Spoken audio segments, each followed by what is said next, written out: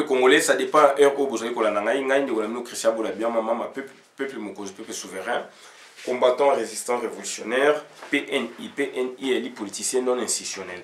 Bande qu'on a ngai donc toyé les locaux ba mingi makambo kana biso donc ezali mboka oyo ya lokumu ezali mboka oyo bato bazali ko enviango mingi bomoni neti concert oyo fali auté ko bete ezali financé par deux gouvernements to bino gouvernement oyo ya Félix Antoine Tshilombo na gouvernement donc ya Rwanda. Mais nous on a fait l'essentiel, tu expliquer préfet ndenge makambo esengelaki pour qu'il n'y ait pas concert, mais préfet a eu sauté.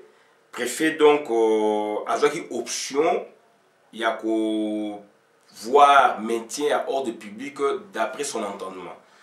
Donc envoyer cela à sali ba mesure de sécurité, de sûreté de sorte que tout donc alors que tout bazali déranger, et puis fallait pour pas azali musicien congolais.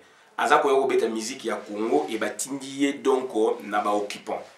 Bande ko ngai ya mwana donc tozali ko ya ko expliquer bino lelo mais avant na kota na mozindo to ko remercier pe ko féliciter bande ko nyonso oyo bayaki o ba contribuer na réussite ya journée wana to ko pesa lomonia to ko pesa bravo na bande ko oyo donc basangana ina biso elongo to partager ba moment ya douleur et donc bobe bisaki batant na binoti bo tiango à profit pour l'état congolais, pour la nation congolaise, puis toujours bundiande Congo, toujours bunde la Congo, il faut tout transcender et donc les loyo grâce na kuna makama Congo et yokami na monde entier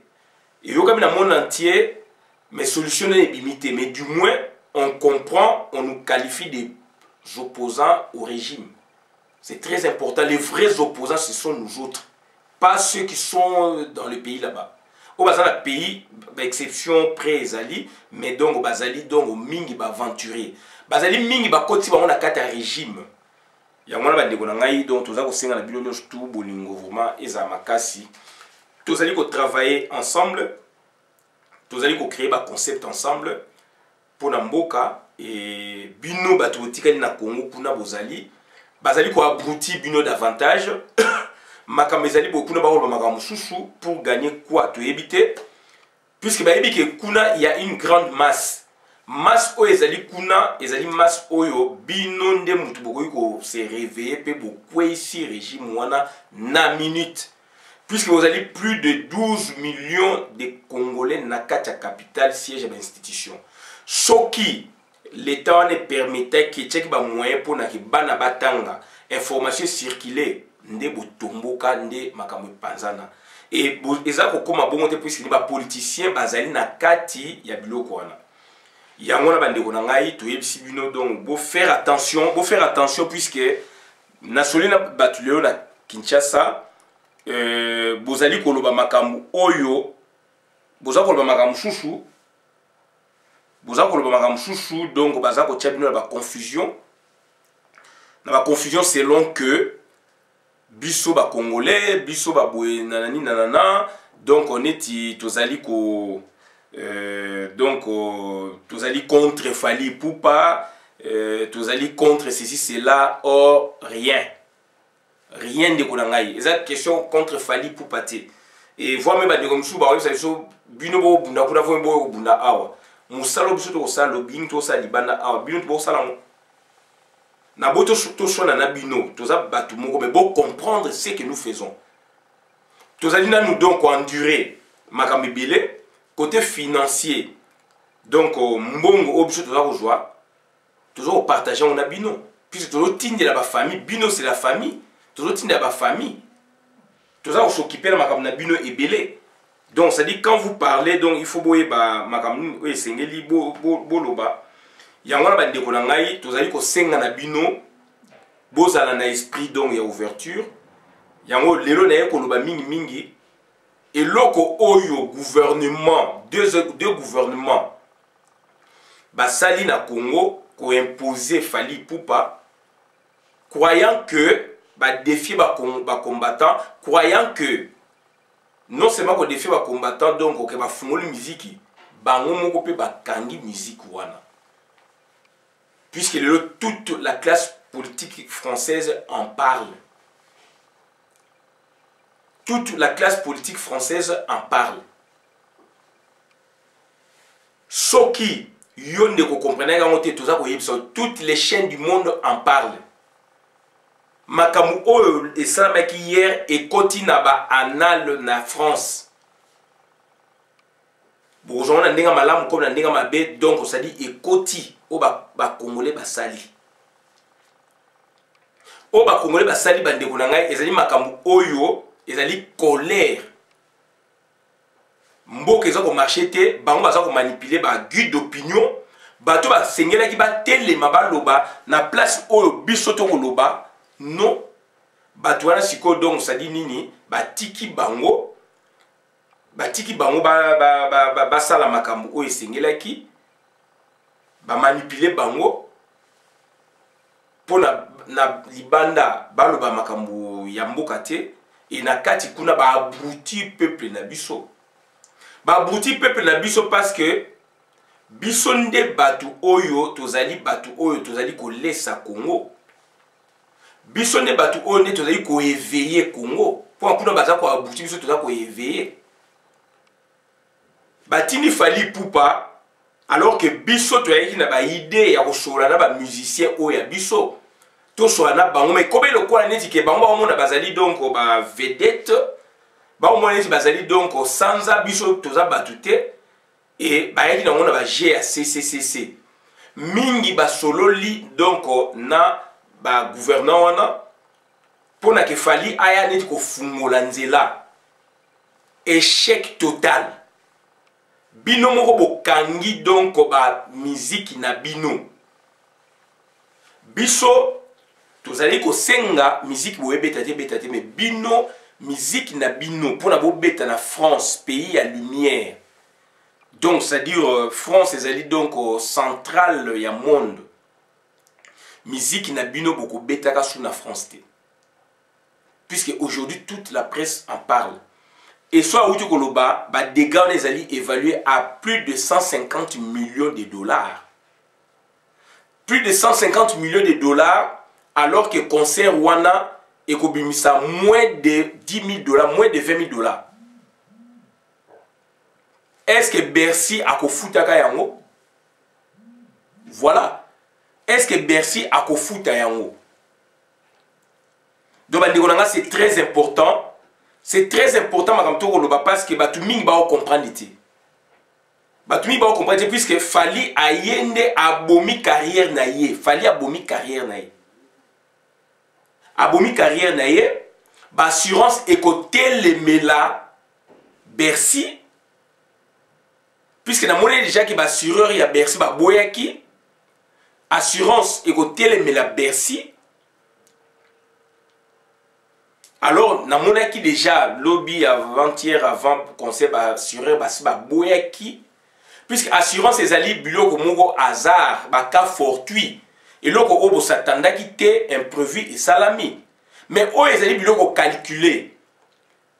To komi pe mikanda pe la préfecture, to komi mikanda la présidence de la République, to komi mikanda donc la préfecture tout en gardant copie pour information na président de la République, na ministre intérieur, ministre du travail, préfecture à Paris. To komi aussi donc Bercy, to komi aussi donc c'est-à-dire donc par-ci par-là et bango ba autorisé concert et bêta. Contrepartie wana sikoyo nani akofuta kayango. Contrepartie wana nani akofuta yango plus de 150 millions de dollars. Donc les producteurs muto akofuta kayango, producteurs les deux gouvernements rwandais et congolais. Donc makamna bino obo monaki que donc c'est-à-dire ezali mabe makamna bino obino monaki que donc c'est-à-dire il faut beau détruire beau la ça combattant que bino bozali coexister bozana pouvoir ezongeli bino ba biloko bino kanisa inde wana bande konanga ezongeli bino yango na do bande ko ngai donc nazo rappelé dans sa vidéo on a rappelé dans 20 minutes donc makamna bino mo mutu bo BBC yango makamna bino donc komi makambo ezali kaka makamba ba combattante ezali makambo donc c'est-à-dire comme le donc il y a gouvernement français il y a classe politique à France 150 millions de dollars donc il faut Congo et son sayango puisque ba producteur n'est pas congolais. Donc l'État français maintenant s'est retourné contre Bino. Biso to sengi ba manif. To sengi ba manif ba interdire yango, mais ba motivation na biso yini. On avait prévu tout ça. On avait prévu tout ça. Ba ignorer ne to yoki ne ba komami ba ignorer puisque ba monaki que congolais a pacifique. Ba moni que congolais azalaka pacifique. Puisque ba moni na concert ya héritier Watanabe to brûler kaka donc voiture monko et tant ba sel banquette ba parc d'immatriculation ba l'année ba yo mona ke mutu kana ezalinde ya ba ngomoko ba congolais ba check en jeu do ba be bof do ba toucha ba bien public te ba boyité donc voilà bus mobimba et tumami ndeko na ngai eske bozo ba biloko wana na ba immeuble wana ba fumé on est mati kuna ba tumi ba bela katolo ba mi bangé ba za étouffé donc ça dit au bokoyo kaka bila il y aura des morts il y aura des bateaux au ba koti na ba hôpitaux makambo eleki na Paris surtout la gare de Lyon bande ko na ngai do ba makambo susu tango ezo salama il faut boyeba et là qu'on y a beau produit gouvernement ezali ya bien te bino ba musicien bolo ba makambo ko ba Alpha Blondy baza ko ba ndenge ba chicken ja donc fakoli baza ko loba ndenge ba donc ba Salif Keita baza ko loba bolingi te donc beaucoup ko abouti même peuple a besoin d'information ndeko na ngeza passe mingi mais tout ça ko yesa bino ka ke bominde arna bino moko na mutu makasi puisque bon on est que bino bokomi gouvernance bino bozali di mayele ko leka bato les Koffi Olomide les Jiben Piana les Werason les Fally Poupa ozu ba nani nyoka longo etc ba mbiliabel bon moi ni bo leki bato na mayele ba redi amisi oye ko ba n'importe quoi et tous les musiciens congolais ba appuyer Fally Poupa et ça m'a mokilini puisque ni bo la même majoire. Alors mbok eza bien té en aparté boko ba mbok eza bien té mais alors donc bino moko bozali na so bo cautionner biloko wana vous croyez que biso to ni biloko wana wana voilà ba ndeko na ngai ezali passe mingi parce que situation ezali ko évoluer té situation ezali bien té na mboka esengeli ko apporter pierre na yo ko loba makambo esengeli pour mboka e kangolama. Mais beaucoup ya ko sa aventure na mutu ya mboka. Préfet à Paris, biso to expliquer to lobeli to expliquer makambo ndenge ezali ke il y a un problème. Risque ya radicalisation na communauté. Soko zui décision bien té. To komi yango na mo. Puis c'est tant to koma ba courrier donc on conseille aussi quelque part, donc c'est-à-dire destinataire, donc le préfet en l'occurrence. Et le préfet représente l'État français. Préfet doit représenter l'État français. C'est une institution politique. Bien qu'elle soit politico-administrative, etc., donc policière, mais elle est une institution politique puisqu'il représente l'État. Elle a des décisions pour l'État.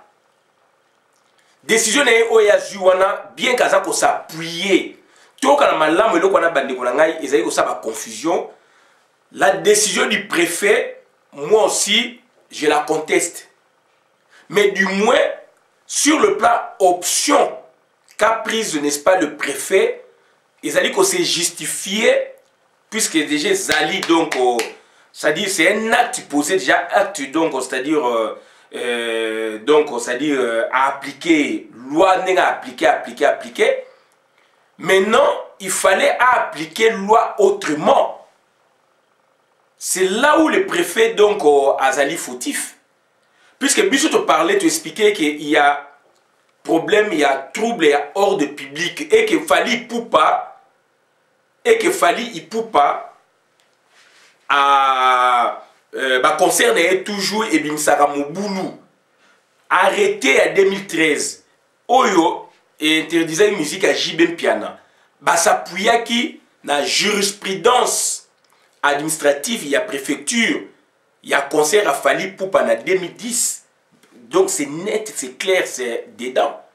Mais comment expliquer préfet Mbalo to zong c'est le biloko wana mais à moni makambu mususu à appliquer loi ndenge mususu. Pour lui c'est ça le métier hors de public.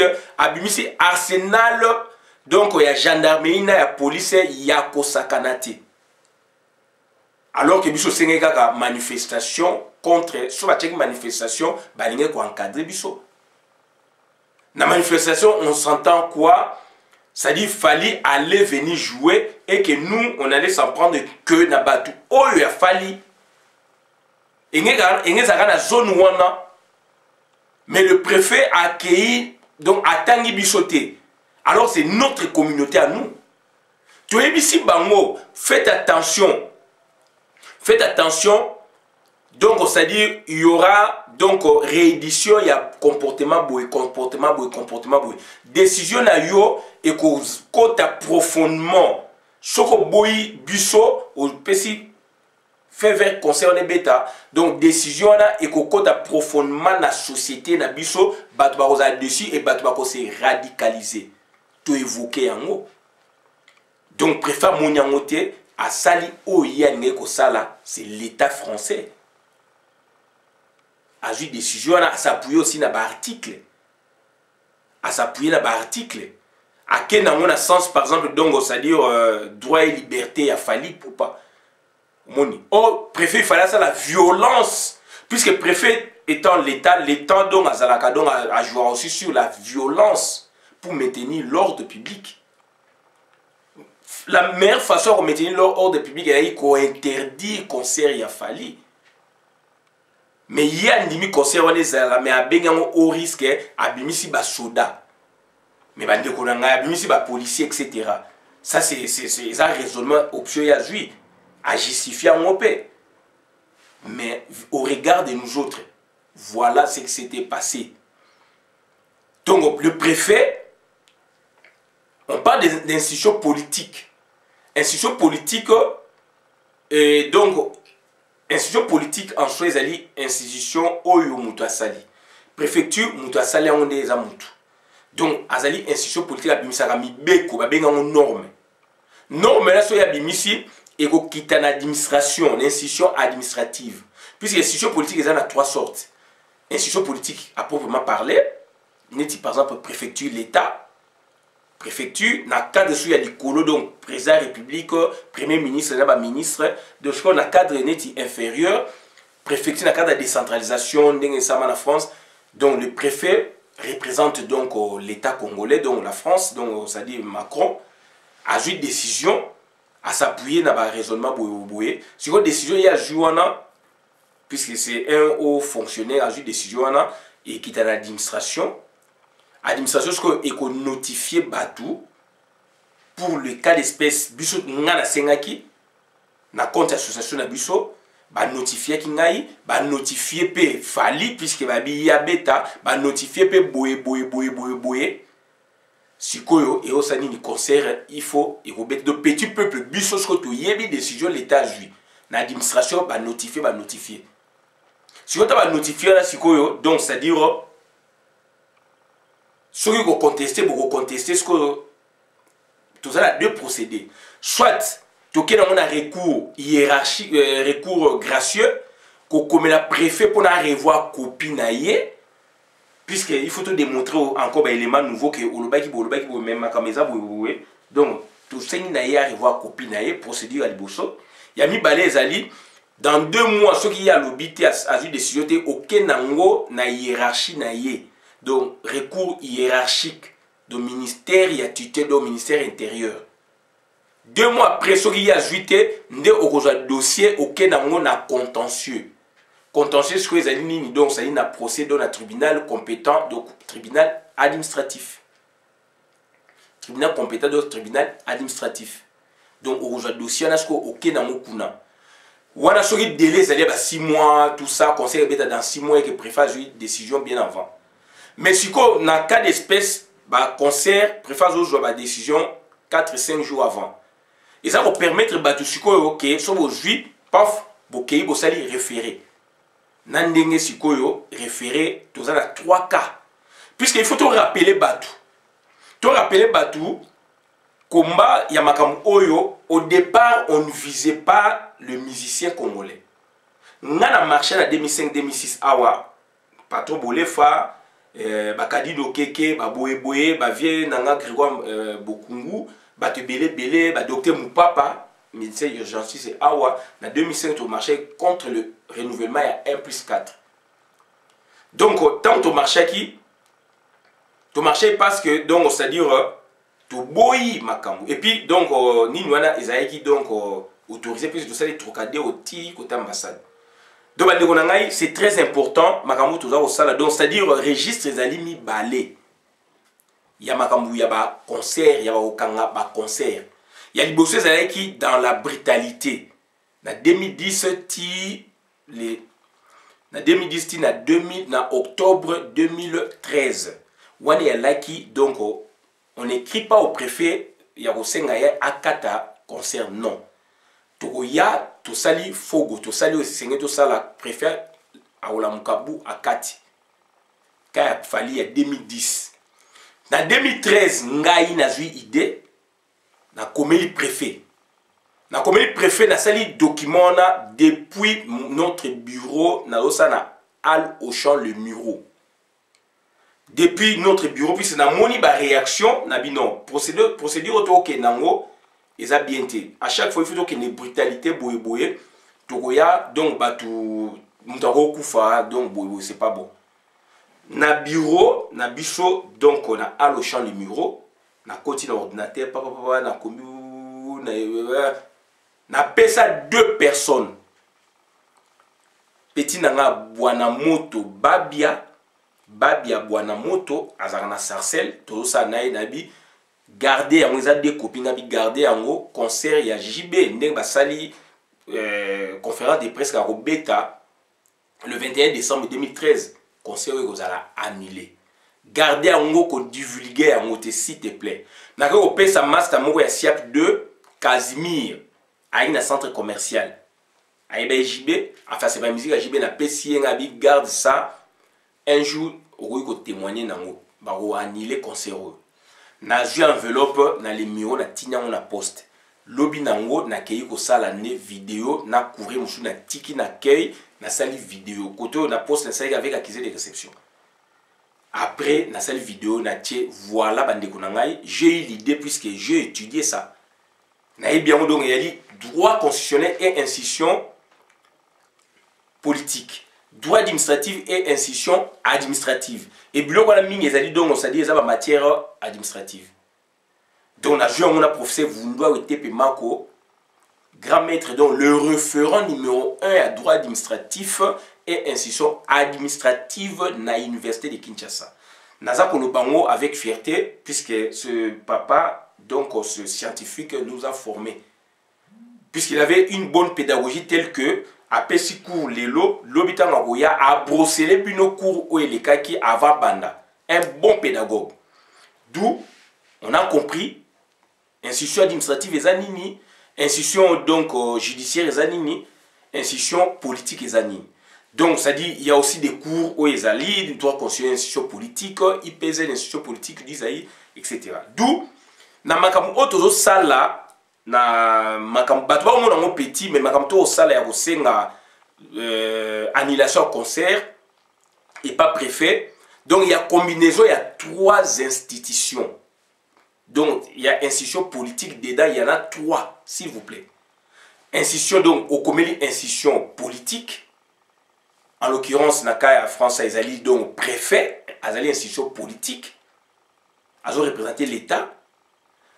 Yesikoyo, décision qu'on doit équiter na petit peuple, bah, notifier biso. et au côté d'un recueil, il y a un acte administratif, il y a préfecture ou il y a ministère intérieur. Ce qui boyo qualité, soit au monique à Kati Mabe, donc au Kojoyango Kenango, soit au célèbre recours dans le lobby, soit au Kojoyango Kenango na contentieux dans le tribunal administratif, soit délai à mon coup, c'est bien en référé au saisir référé. Mais, institution politique, institution judiciaire,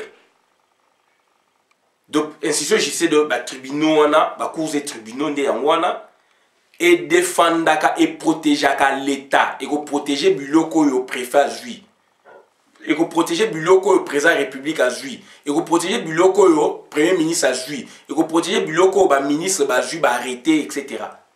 Ou décret. Donc c'est ça la technique.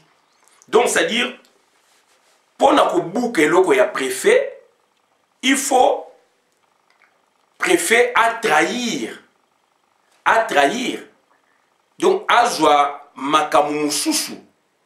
Mais, donc, a inventé Makamu quoi. Mais préfet à se fonder dans le texte, il y a loi, bien que il n'a pas tort aussi à se fonder, mais à Bossani, la réaction est que Bimana Bato va dessus. Alors que Fali, bis de sa population, Fali, Sobaboya concerne, il n'allait pas réagir. Donc il n'allait pas trop réagir que non. Donc ça dit il allait donc prendre la décision et c'est fini. Moni, aroui ko funda pe ko kenan on a référé, aroui ko sala bongo. Mais par contre biso to la peuple to za ko ba makambu ya solo on en souffre. To za ba poto a mais non ba pays na biso za na baneti na Afrique kuna mboka zo marché te. Comme za mboka oyo ki te zali corruption za na makambu belé za mboka zo marché te. Président za na za guignol. D'où le peuple, donc, corrompre, guide de personne à ça qu'on parle Congo. Mais les députés, on parle Congo, il y a Congo Tende Mouyi Bezali. Au moment où Moutazana Libanda, formé, comme ces députés, à ça qu'on gagne la carte, qu'on a moi qu'on parle. Si on bisto ça moussala ya ba politicien, puis c'est un tas d'occupation. Ba politicien ba ko lo batte ba ça tendenge biso sengé tout ça. Donc ça dit to renverser do barol. Mais bah toi on liam bon à l'état bango on a bien nazali PNI, politicien non institutionnel. Donc dans la carte batimati, mais nazo défendre mboka na ngai. Donc j'ai eu l'idée en 2013, il y a comme la préfet, j'ai innové en la matière. Na innové na comme le préfet. Préfet à répondre dans des concerts et Koufaki. Après, il y a une succession. Donc, il y a Diva d'Afrique, j'ai écrit au préfet, Basotsango. Fali Poupa, en 2014, mars 2014, mai 2014, Fali Poupa, Oube Moko Liboso, Liboso, Fali Poupa Nassima, j'ai des écrits, j'ai des preuves. Basotsango. Voilà un peu, donc, début, il y a Babyloko Oyo, il y a la préfet. Il y a la préfet, il y a la préfet, il y a la préfet. Donc j'ai eu l'idée depuis notre bureau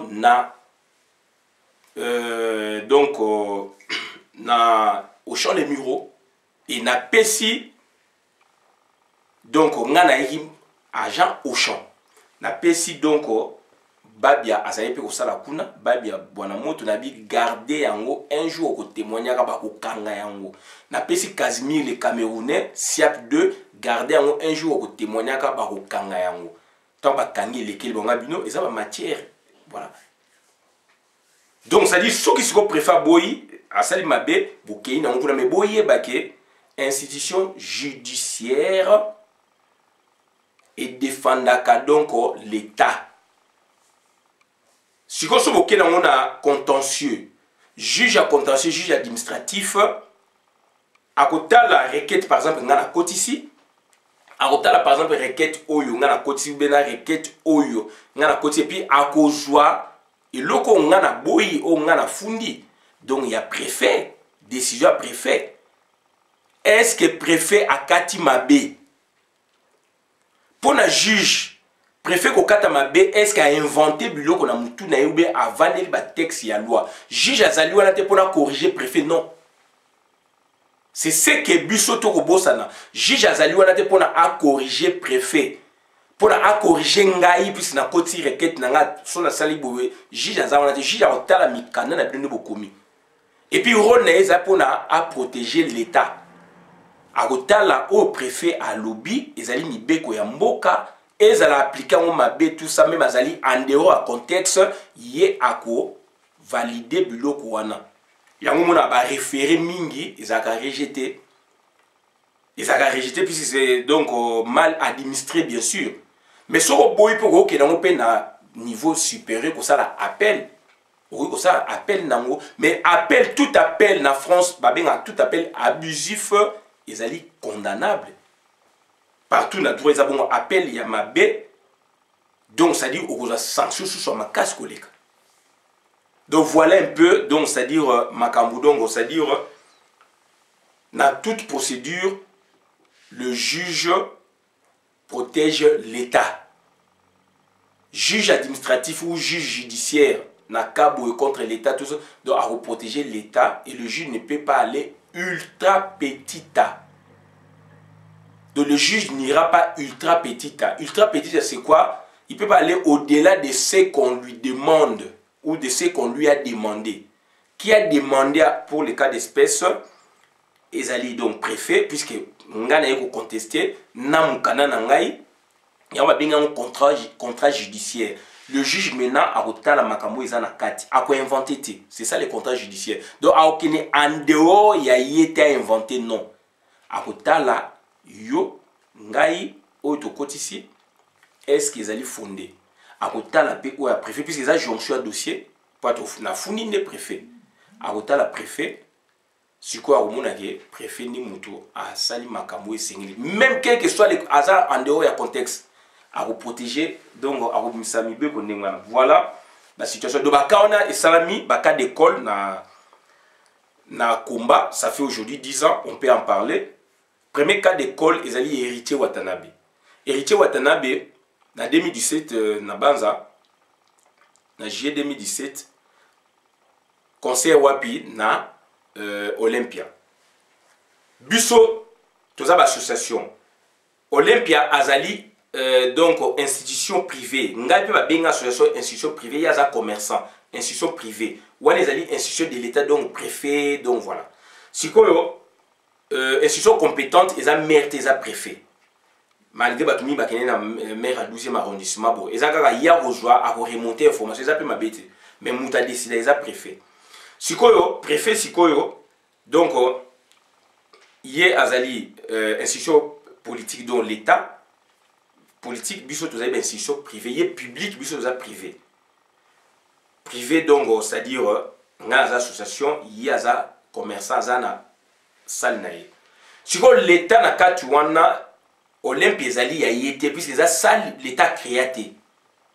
Sur l'État créé ça, puisque l'État Sikoyo na conseil ya héritier, andimi et beta biso tobi bakata ya andimi ba beta sikoyo na on expliquer comment conseil héritier ba anila ki yango eza deux contextes différents bato ba oyebati na oyo nde ba nilo eza deux contextes kangam ekokanite donc ça dit héritier non na ba conseil oyo ba nila liboso na oyo ndenge préfet andimi eza ba contexte différent bien que on fait des demandes oyo héritier sikoyo préfet a autorisé biso de sengaki annulation sikoyo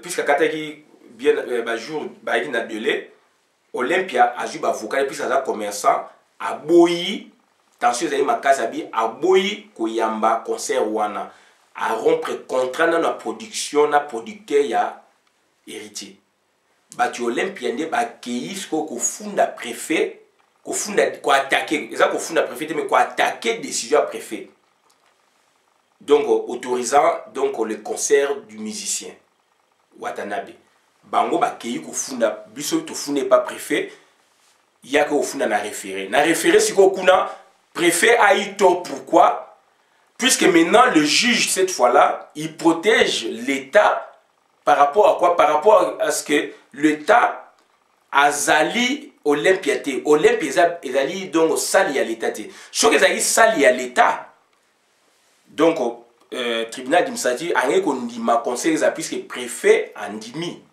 mais ça le les ali privé mukolo sala boyi ba surer na ye babi soki yo ndimi ngai ba dégâts so esalami nga na kozwa ngoti donc nga commerçant siko Olympia na bangi puisque il faut dans la couverture na bangi du temps na bangi siko qu'est-ce que je fais maintenant donc na ke ko funda ta na ke ko funda ba avocat na nga siko na lakisi boyi siko là maintenant juge bongo ko sala yango moni juge sikoyo ayaki a boyi décision à préfet puisque la salle est à préféter ba assureur ba lakisi ke ba kati assurance na donc on a Olympia au kati assurance na Olympia soki Olympia andimi lo kwana donc Olympia sanini a rompre contrat ya production na héritier sikoyo a boyi ça n'est en assurance puisque assurance c'est ça aléa c'est ça hasard c'est-à-dire moule bêtis et quoi les bateaux les bouquets ba vitre tout ça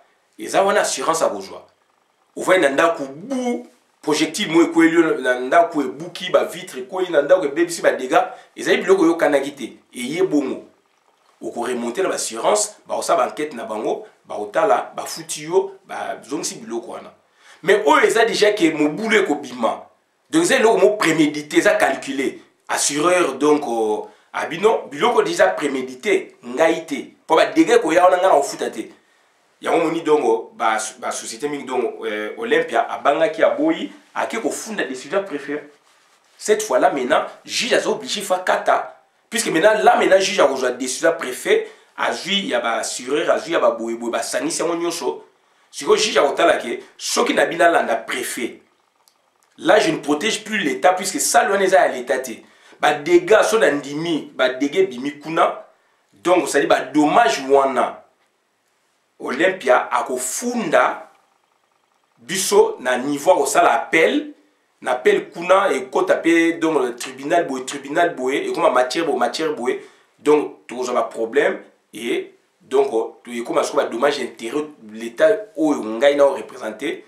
Donc, comme ça l'État azong ça et baron ko condamné après là maintenant juge atali a monique intérêt donc ezali ya ko boya puisque ça les a l'état mais so par contre ça les a à l'état juge aussi a ko boya comme a ko ndima puisque préfet a payé ordre puisque ça les a na compte à préfet mais ça biloko privé deuxième cas tu es dans mon etia Sigal c'était pareil préfet boyaki biso donc a boyaki conseil ya fali na Sigal fali maintenant ba producteur ne ba ke ko funda nde sikoyo décision ya préfet tabaka ko funda décision ya préfet sikoyo na référé na tribunal administratif sikoyo ba pesi raison na préfet parce que ba monaki trouble à l'ordre public bodo préfet la ndaki logique comme ça t'expliquer qui ya ngomoni makama Sigal ma ezaki makasti mais fallait funda ki kotoyo donc ba funda ki sikoyo to esiko troisième cas sikoyo o to vivre hier.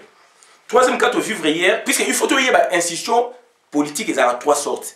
Politique, donc c'est-à-dire à proprement parler, président de la République, gouvernement ou premier ministre, etc. Dans le cas de la décentralisation, en France, ils préfèrent représenter l'État. Donc c'est-à-dire, dans le Congo, la représentation de l'entité territoriale décentralisée. D'où maintenant, dans le cas où il y a des cas, il y a cette association Bakomi, Sikoyo, cette association ou cette personne Bakomaki, Sikoyo, tu évoquais Makamutulaxi, trouble à l'ordre public, préfère à se pencher dans le raisonnement où il y a une option y a joué. Pour n'ailler mettre à l'ordre public, il y a un trouble à l'ordre public, à mon avis, puisqu'il y a un dispositif, il y a gendarmerie, la police. Pour n'ailler trouble à l'ordre public, et aux arrêtés à ce dispositif avec ma casse donc pour naïe raisonnement naïe yangwana c'est normal à s'appuyer aussi dans le texte il y a loi mais dans le contexte mususu o ya monele makamu sikoyo donc ce qui n'a qu'à référer par exemple n'a qu'à référer n'a qu'à évoquer ou n'a qu'à évoquer du moins préfet sikoyo na yebsaki batu na yebsaki batu mais il faut trouver ba position ya Bercy puisque question où il faut qu'on ait ba position ya Bercy pour agir Par exemple, si on a ça référé, il faut avoir une position à Bercy. J'en ai parlé avant-hier. Dans le master Mogobouye, na ba question par rapport à suite sur en cas de référent en cas de Boye. Na ici ba master na bi photo y ba position à Bercy puisque position olympique banaki. Position à Bercy. Donc ça dit ceux qui Bercy à Boyaki vu qu'il y a danger, ba bengi banini. Ceux qui Bercy à monnaie que danger kozala à rompre contrat na fali poupa. Contrat production à Boya. Bercy soit au sani tant en rompre bon fali déjà au comasco mutumoro à Golbake donc Bercy au Golbake à Olonga fiche concerne les Kobetati. Bercy au Olonga fiche c'est très important. Biso tozali donc institution privée, toza politique toza institution privée bango donc nani ezali institution politique toujours préfet. Sikoyo Olympia, Kunaïka Olympia, Siko Koto Bercy, ezali institution privée au même titre que nous, de la organisation politique, voilà. Organisation associative ou politique, donc, ezali institution privée. Bango baza institution privée, baza ba commerçant. Siko yé, soka moni, il faut position. Dans tout ça, il y a la quête, il y a position, il y a Bercy, ezali puisque Bercy n'est déterminant. Et ça dit bisoté au code sani non Bercy n'est déterminant. Bien que biso to ko évoquer raisonnement est bien to la qui ça va trouble à l'ordre public banini mais Bercy asa commerçant. Ce qui Bercy a dimi pour les cas d'espèce donc n'a référé préfecture en dimi concert Bercy a boité donc c'est-à-dire juge il y a référé, il y a tribunal administratif, à Kolanda position, il y a préfet, puisque le préfet a sa télé sur le droit administratif, sur les articles, il y a droit quand même, il y a territorial, blog, à s'appuyer dans l'eau, et ça dit du juridique, à évoquer ma camouille mon côté, à s'appuyer dans le texte, et puis Sikoyo, Bercy Sikoyo, il y a un producteur à mon danger mon côté, d'où maintenant, et permettre ce que juge de référer à Kata. C'est ce que les gens ne comprennent pas. Donc, il faut donc, c'est-à-dire qu'il y ait une position. Prochainement, donc, il faut qu'il y ait une position. Il y a commerçant, il y a salle, il y a boy balobinin. À partir de la position, on a dit, bayokani na producteur. Préfet le Binin. Préfet dans la décision, il faut que la position, il y a commerçant, producteur. Il y a harmonie. Donc, attaque toke nango boye, donc, barondima, puisque moutoua rosa ko yamba, andimi. Et ça, sali yaye. Et ça, sali yaye, donc, andimi. Pour so, ça, sali à l'état, ça, c'est autre chose. Et ça, sali na yaye, andimi. Mais ça, n'a pas andimi, moutoua roya, a ouvani pananga. Mais ngai na olbake mutu so azolbake no mutu ani fo bimisa nga o ezanda kunanga na bimise ndeni c'est ce que c'est o eleki makambo ya fali toza ko lobango contre mutu te mais on est obligé de lucider le fait puisque tozo tala ka ke ngai na kotisi et pas préfet na sengi boye décision tango bimi tango na sengi to ko komela pe commerçant a pekisa ko yamba batu wana mais on s'intéresse beaucoup plus na préfet puisque c'est lui l'État. Mais si votre client, il peut qu'on andimi. Préfet ce qu'on a au qu'on a tout ba balance à au kata pour na trouble à l'ordre public. Voilà, c'est ça qu'on a niveau moussous. Si votre qui est par exemple kuna nan andimi. Andimi bazan la cohésion na bango mais préfet aussi peut rompre. Mais so bazan la cohésion té. So bazan la cohésion té donc yé bassureur na yé ba ko kabona na yé ba ko tient la difficulté et que yé a ko lobake OK. Ngai conseil ko zalati wana ba olonga fiche donc c'est très important et donc il y a mon monique donc makamu ezali ko leka bon donc tozali dans la relation triangulaire ngai na commune préfet muta oza décision mais préfet aussi donc ils a Bercy pour préfet ota la position il y a ata position il y a commerçant il y a mutu azana salle pour salle eza ya l'état té so mutu azana salle andimi na ya pesi OK. Pas besoin de commis mais mutu asali pe fa comment soit pesi OK il y a un producteur bazan problème té musique et beta ma spectacle au salama mais maintenant si ko so ki makami baby si ko neti kaya lelo yo makamu e baluki donc il y a eu débordement on parle de 150 millions il y a dommage intérêt ndenge na oki iso à lobby ce qui est bongo donc c'est-à-dire 150 millions wana donc comme sikoyo ba dommage wana donc assureur il y a Bercy bango ba assurer que loko wana trouble salami est-ce que ba assureur wana donc ba koza la mesure ya kofuta mbongo wana ya on tobe production les clarté ezali l'état congolais mbongo wana oleke ba tchango na misala ya batu na ba kelasi banini ba ko bimisa yango soki ba condamné ba mbongo ko bima na Rwanda na nani pona ba futa.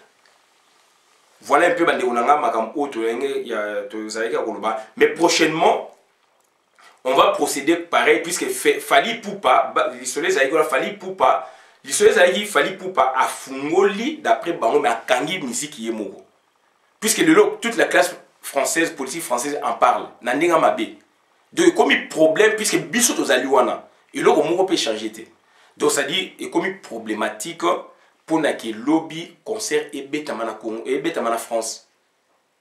France oublié encore 10 ans, 5 à 10 ans, 5 à 10 ans. Donc si mandat ya Macron ici là, il va plus oser. Et batu mutu après pour que loko wana e fungwa mais ça problématique. Donc c'est très important makamoto koloba. Donc biso to zali wana, to za position na biso après le 29 total la bino combat na bino aussi là combat to bagi na sa vidéo na précédent qui na sa vidéo pour la vite na ba combat na biso ko kufate ko zala intact combat na biso ko intact puisque tout ça ko bunda na cause moko noble donc ça dit makambo et salami donc événement et salama na nuté et salami donc ça dit il y a un problème ba mission ba kundi ba talent na bango ba bomi bango moko ba musu bazali nsu ba robetaka musique bien té c'est fini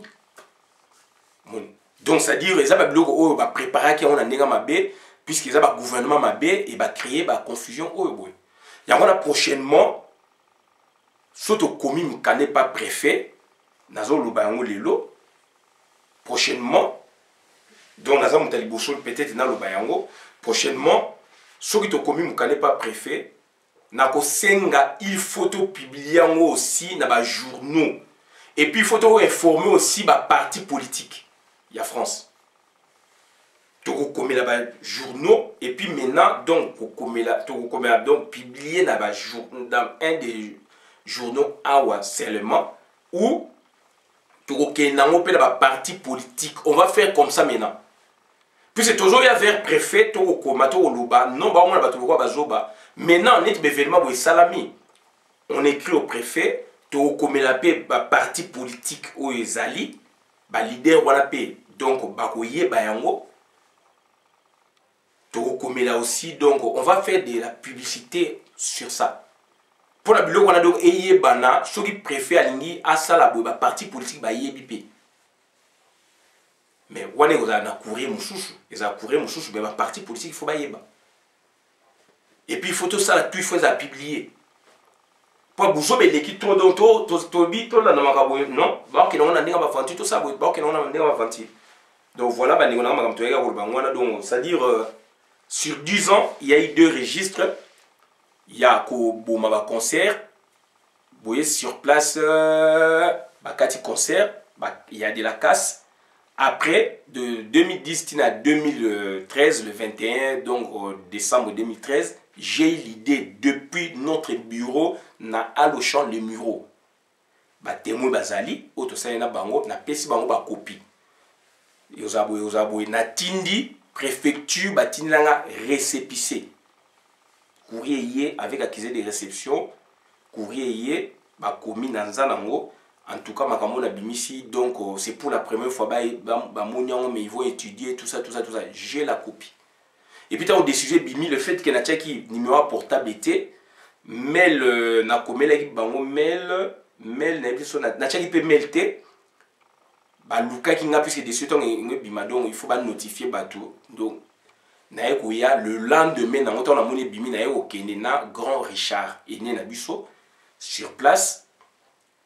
Mais c'est pichonnier, na secrétaire, mais on t'a cherché, tu étais où?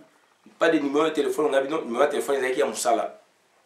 Et voilà, donc, voilà, donc ça dit, on a travaillé, on a amené quelque chose na combat pour que, donc, épée sa biso ba garde fou, Donc ça va instrument de travail à combat. Donc c'est-à-dire pour donner un plus, et ça qui aussi facilité, c'était une idée et claire, et on a fait ça. Donc on a fait ça, et puis la suite boyebi. Donc voilà, on a la vidéo madame na compte la communauté, ngai Christian Bola Biama, membre peuple souverain, combattant résistant révolutionnaire, PNI est politicien non institutionnel. Il y a la vidéo à la matière. La vidéo est là, 5000 courriers à la préfecture de police de Paris. Donc c'était ça l'innovation. 5000 courriers à la préfecture de Paris. Puisque donc on a droit administratif et institution administrative, on se pose 3 questions. Quelle est l'autorité compétente pour saisir ou pour agir? Qui agit? Donc on a qu'à contrer, mais tu dois saisir qui? Mairie y'arrondissement zawana, mais Anne Hidalgo azaliwana, préfecture azaliwana, au combien d'années? Donc il faut qu'il y ait une préfecture. Le tribunal, la grande instance, c'était la préfecture. La voie est à bon. Préfet n'est pas été né aucun tribunal administratif pour contester. Mais Keba, pour les tribunal administratif, mais ali donc institution judiciaire. Institution judiciaire n'est expliqué le colo et protégera institution politique et protégera la décision à l'État. Et ali la comité za ba mikanda. Ba benyango donc institution politique. Donc institution politique so tanyango au monde donc il y a 3 institutions à 4. Institution politique à proprement parler, président de la République ou son représentant, et puis premier ministre et le gouvernement et les représentants. Après, on va avoir la décision pour orienter le pays, et sa vision, il y a bango.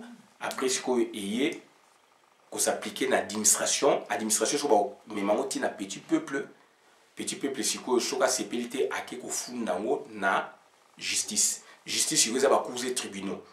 Les tribunaux sont protéger l'État.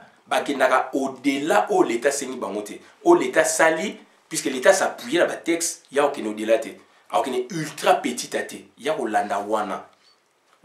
Et puis, donc, c'est-à-dire, il y a inventé le mot, qui n'est jamais ultra petit. Donc, au-delà de ce qu'on lui a demandé, il y a au Shukawana, dans ma camo, Sengi Naye. C'est ça, donc, combinaison. Donc, il y a combinaison, il y a 3 institutions politiques, à proprement parler, administratives et judiciaires. Et puis, si autant on commet le préfet pour annuler un concert, ça, l'on les a préfétés. Ça, les a préfétés. Est-ce que producteur ou na mon colossal base na relation? Harmonie zali andimi ou bien na harmonie danger à kati Olympia salakiango mais koto ba saliamote. Voilà, donc ça dit fali pour pas à fungoli et puis à bomi à kangi. Autre là oui sabina moi to suki abona na vidéo madame la compte la communauté ngai Christian Bola bien maman peuple mon peuple souverain combattant résistant révolutionnaire PNI est politicien non institutionnel. Donc on dit des choses. On est contre personne, mais tout ça obligé de élucider bah fait. Tout ça qu'on néglige mingi l'autre institution donc privée. Donc les alinani commerçants. Ce commerçant ndimi. Azana musicien na mutuboye andimi ba elo kwane ça mais pas naé. Préfère ko boya, a ko démontrer qu'il y a danger. Préfère ndimi que tout vous n'avez pas un problème donc les cas aucun n'a référé, aucun tribunal, donc donc voilà, madame la communauté, merci.